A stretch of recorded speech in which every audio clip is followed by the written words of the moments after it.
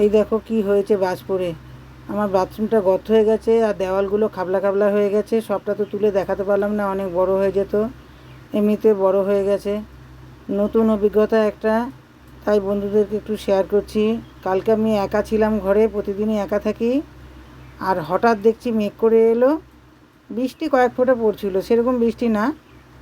আর বাজ এত গড়গড় করছিল, তো এমনি তো হয়, কখনো দেখিনি যে বাড়িতে এসে পড়ছে কি আশেপাশের কারো বাড়িতে পড়েছে। হঠাৎ তো আমি চমকে উঠলাম, আমার হাত পা এত কাঁপতে শুরু করে দিল, আমি বুঝতেই পারলাম না যে ঘরে কী হলো। পুরো ঘর অন্ধকার হয়ে ধুয়ো হয়ে গিয়ে তারপরা গন্ধ, চারিদিকে তার পড়ে আছে। কিছু রাত্রিবেলায় তুলেছি, কিছু দিনের বেলা তুলেছি, সবটা তুলতে পারলাম না। এমনিতেই ভিডিওটা অনেক বড় হয়ে গেল।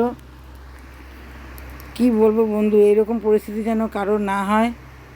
আমার একটা আমড়া গাছে পড়েছে আর একটা নারকেল গাছে একসাথে পাশাপাশি আছে, দুটো গাছের মধ্যে বাজ পড়েছে।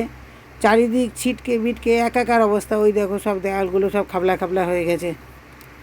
বন্ধুরা, তোমরা যখন ঝড় বৃষ্টি হবে, ঝড়ও হয়নি কালকে কিন্তু, এই দেখো আমড়া গাছটা দেখেছো কেমন একটা সেই রস বেয়ে বেয়ে পড়ছে, পুরো অনেক বড় তো, উপরের মাথাটা তুলতে পারিনি, থেতলে গেছে মাথাটা।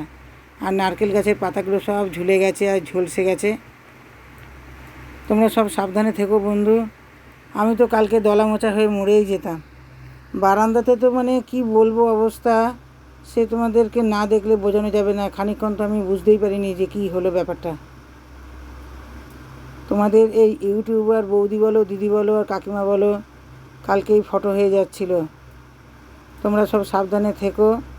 আর ঝড় বৃষ্টি হলে অন্তত মিটারের যে জাম্পার একটা থাকে ওটা নামিয়ে দিও। বন্ধুরা, ভালো থেকো সবাই।